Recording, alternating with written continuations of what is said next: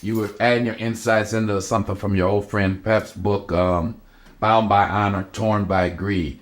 Now, what we didn't get to in part one is, as this thing is going on, I was told, and come from the outside of me kind of being your chauffeur just when you would have me around you at those times, there was a kind of war going on internally with Pep and the guys from the neighborhood and that young boys thing. I mean, can you help us fill in, and what was all the tension when I would get around? At the time that I was fucking with Pep, during the time he was getting a package from us when he was running for us. Right.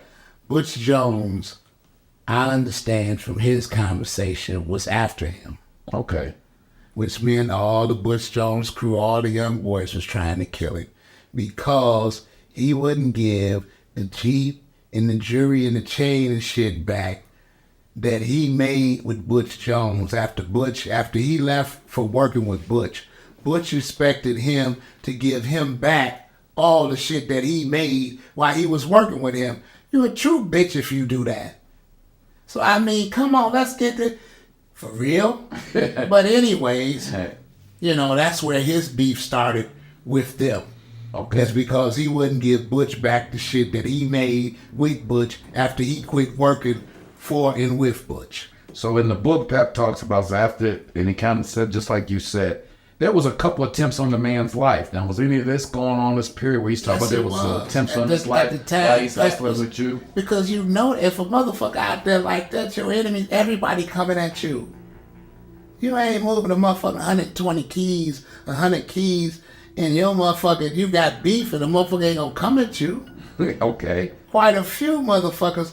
I can remember one day, he used to be on Narding all the time.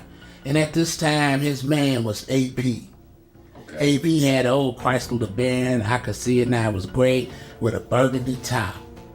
And Pep used to be Mr. Physical, he used to love to work out and play basketball and track it, he used to race pudding and put in the fucking track star. So, he couldn't outrun pudding, but he used to, like to, work out and do that. So they had been playing basketball and shit all day, they was jockeying.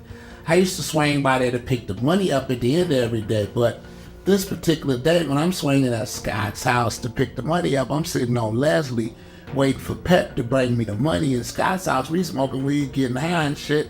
So he didn't come on time like he normally do. When he finally come, we went in and shit, him and AP come in like, hey, man, niggas just tried to kill Pep, man. We just finished playing ball.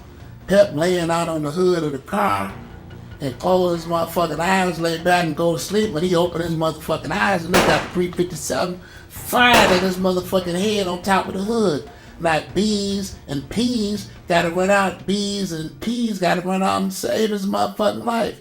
B's and AP. Wow. I remember that clearly. A few days. It was another man, King Earl of the World. You understand? When he came out of jail, he took a hit at him. He took a shot at him. You understand? Everybody come out was taking a shot at him. Wow. So it was a lot of tension over in that neighborhood at that point. And you had to know that if you fucking with him, so I always kept a little pistol with me and things around me. If something go down, I got to get out. You ain't gonna get me because you had him. Going at it, then fuck it. We got to go for it, and it's just that way. I have no motherfucking Kool-Aid pumping here, baby. Yeah, break them motherfucking doubles off, so let's get out if that's what it come to. And that's just really truthfully how it was. Yeah, I remember there was a lot of tension over there. It was a hell of a lot of tension, but wasn't no motherfucking worried about that. If a motherfucker really want to close the neighborhood down, a motherfucker would have threw 300,000-400,000 closed this motherfucker down. We had the team that would have went through there and closed that motherfucker down. A motherfucker wouldn't have been standing nowhere. I don't give a fuck where you was at. Elmhurst, Glenwood, I don't give a fuck what block you was on. And that's for real. If EJ wanted to close that motherfucker down, it would be closed. And that ain't no motherfucking joke. Case closed. Because he gonna bury that motherfucker in money and the motherfucker gonna do what he say. For real. Yeah, and at this point you say you guys are running through 120 bricks. Money was obviously not an issue. We, as a motherfucker say, we wish a motherfucker would at that point. We wish the motherfucker would. And that's for real. You know, these motherfuckers running around here with man for real. But all that ain't good for business. See, that's what I mean about having control. You can go kill all them niggas easily. But that's gonna fuck business up. Now where you gonna get your money from? Where you gonna get your money from now? Well, I think This is like these idiotic niggas out here selling fentanyl. You gonna kill up the whole fucking city and all the clientele. Now where the fuck you gonna get your money from? It seems they're not thinking, Mr. It's the same theory. Whether it's fentanyl or beef or whatever the fuck it is. In a serious light. It seems they don't have their focus on making money anymore then. Pretty much. Never did. Never did. Tell me who did. Well, I mean, we're going to talk about that a little bit later. And obviously, you coming from being raised by one of the greatest guys in the streets that ever picked up a bag, you got insights and understood from the beginning how these things really are supposed to work. I mean, you know, those who followed the story, the organization and the run that your dad had. I mean, you obviously have insights and knowledge that these guys couldn't imagine. But, and it says something that you were able to navigate through that. So how did you navigate through that without getting caught in I'm going to tell you something. I really beatings? navigated through that. Without those kindness. Treating people Explain kind. that. Explain that. Giving motherfuckers. Taking care of people. I'd rather be kind than out here killing up the town. I'd rather motherfucker remember me for giving them something than taking something. So for me it was kindness. Because it wasn't about a motherfucking thing when I had it and was getting it. I could afford to throw a motherfucker something. I had a pure enough heart to give a motherfucker something. Besides death and destruction. So you basically killed them with kindness. That was my recipe. That was my recipe. Kill them with kindness. That's what worked for me. Because the other way is going to be costly either way. I don't want no motherfucking body mama crying, brother crying, looking for me because I didn't kill him. Now they want to come kill me. Fuck that. Okay. We had more problems with the feds, man. Ain't no motherfucker had time for beef. You got federal officers on you. Look at Tekashi 6ix9ine. Yeah. Look at Tekashi 6ix9ine.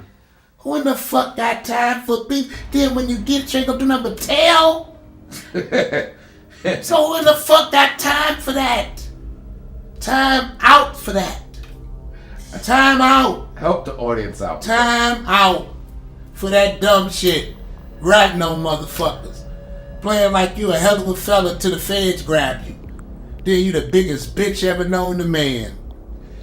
You know, to switch up, because you had told me a story and I repeated it. I don't know what outlet was interviewing me, but it's a story about another couple street legends that play a part in it.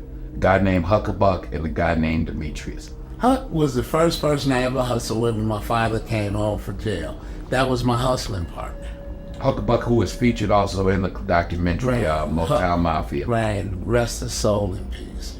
Yeah, rest. All right. And also, rest your soul in peace. Also, rest his soul in peace. Shout out to Brett.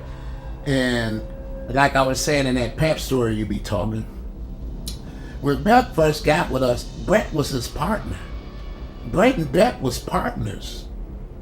If Pep wasn't in jail, Brett would have been right there. I mean, Brett was in jail. If Brett wasn't in jail, I'm sorry, you're right. He'd have been right there. They was partners. So Brett, had he not been locked up, Missed out by that violence, what I'm talking about right now. That violence, he hadn't have missed a lick. A hell of a lick. 120 key lick. Well, I mean, it went deeper than that, but because, see, that wasn't only 120. That was only 120 from Thailand. The Eastern Market crew, old man Simon and them, was our next link. When Pep got scared because of the feds, we went to Old Man Simon and Fat Joe, the Eastern Market crew, which they dope was as good as what the fuck we was getting out of Thailand, maybe a notch less. It was Thailand dope was a little better because it was white and that shit was like a Lebanese brown. And that China white beats a brown anytime. So the China white out of Thailand was better, but you wouldn't miss it fucking with that Lebanese brown they had. You couldn't tell the difference.